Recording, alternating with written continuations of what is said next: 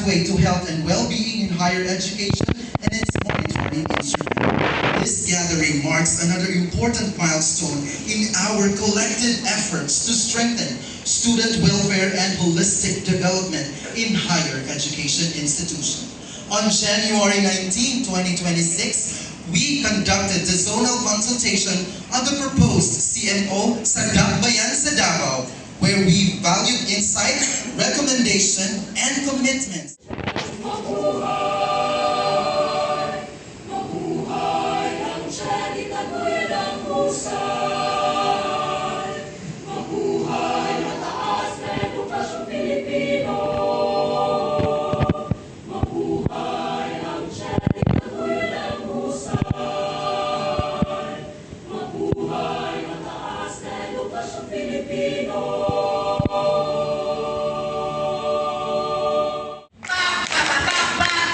Achieve together. Thank you so much. Our resource persons, can you move down now for our photo opportunity?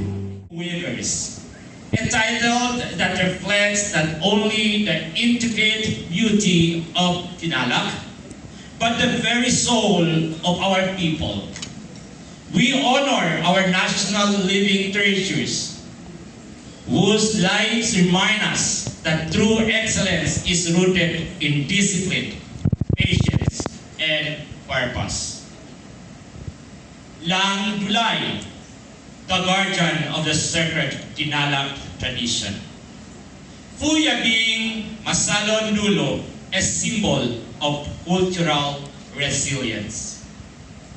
Their artistry teaches us that growth is intentional. Narratives resonate deeply with the regions and framework, the RABI.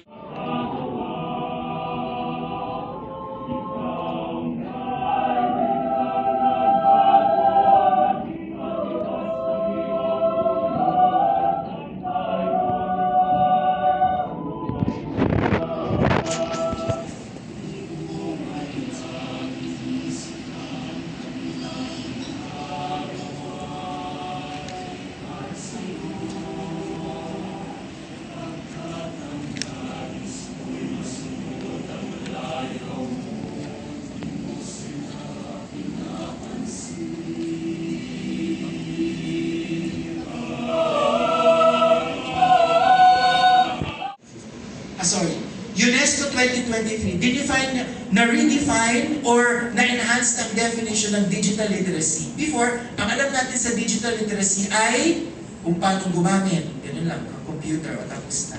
Ngayon po hindi na. With the UNESCO 2023 definition, it encompasses already the ethical use of technology, responsible use of technology, and the office personnel. So, ang promotion po natin is to really raise the awareness, the knowledge, and disseminate the evidence-based information. So ngayon, marami pong problema about mental health literacy. No? Lalo na po sa mga magulang. Yan. So marami po, I was just in a DOH training yesterday to give the school mental health for referral pathway. Philippine Psychiatric Association, Philippine Guidance and Counseling, Psychological Association of the Philippines, Philippine Pediatric Society, wherein our developmental pediatricians are there, and adolescent and child psychiatry. So, na-roll out na rin po namin ito sa Pilipinas, na-roll out na rin namin ito sa Brunei and Doha.